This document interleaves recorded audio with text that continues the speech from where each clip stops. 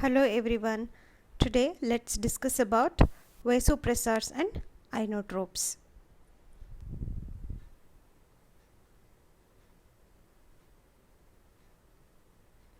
This will be just an introduction class regarding individual inotropes. I'll be discussing in my further videos. Okay.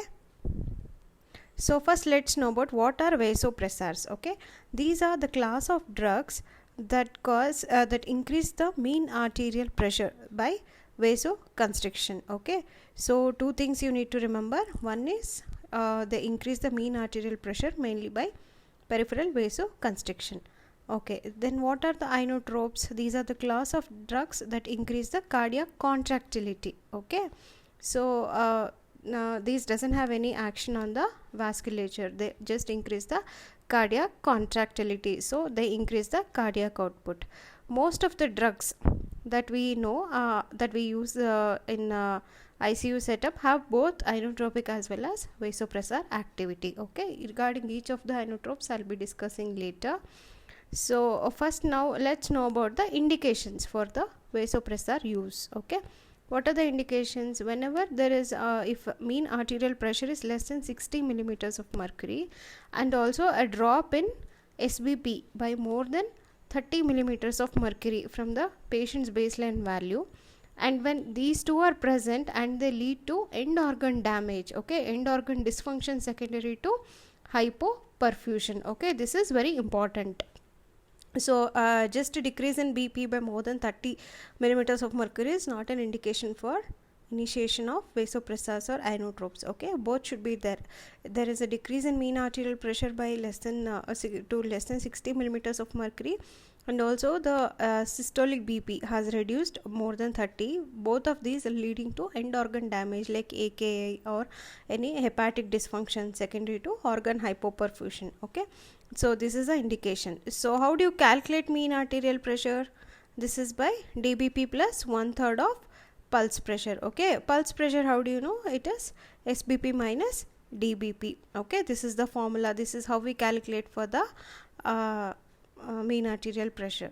Okay, so one important note that you all should remember is hypovolemia should be corrected prior to the institution of vasopressor therapy. Okay, this is a very important thing you all need to remember. Okay, so whenever there is a hypovolemia, volume replacement should be given prior to initiation of vasopressors. Otherwise, when the fluid in the vascular system is very low and you give inotropes and you cause vasoconstriction, what will happen? There is decreased blood supply to the peripheries, right? So there will be digital gangrene formation, so it will be a grave consequence to the patient. So you should avoid using vasopressors without supplementing the fluids. Okay, you should always correct the hypovolemia.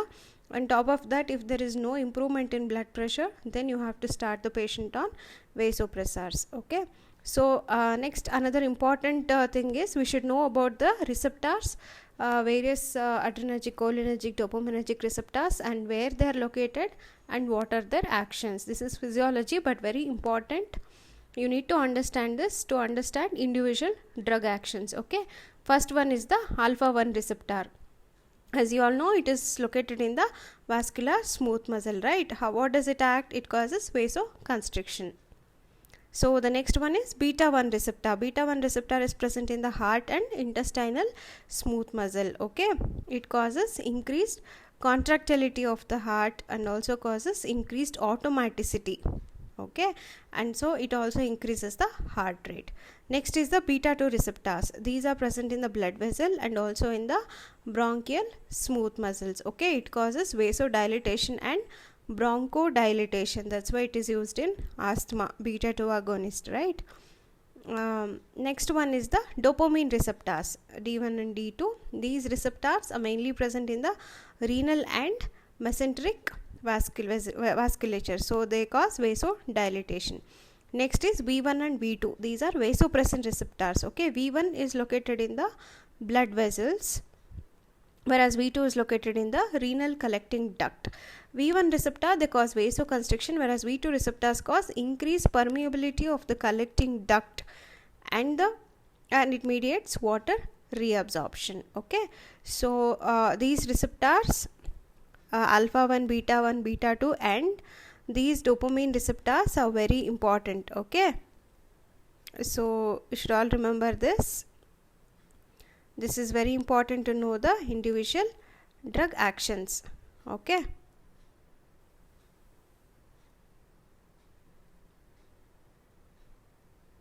So next one is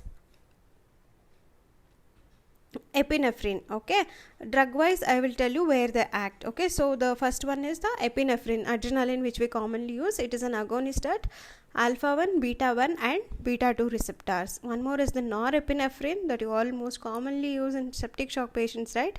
It acts on alpha 1 and also beta 1.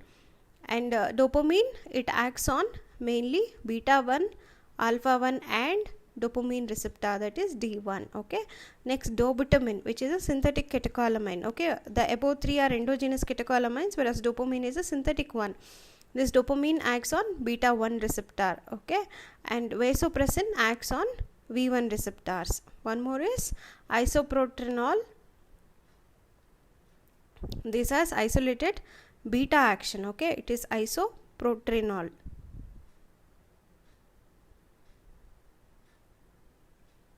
It acts on beta 1 and beta 2 receptors. Okay, so in my next class I'll be speaking about individual classes. Okay, thank you.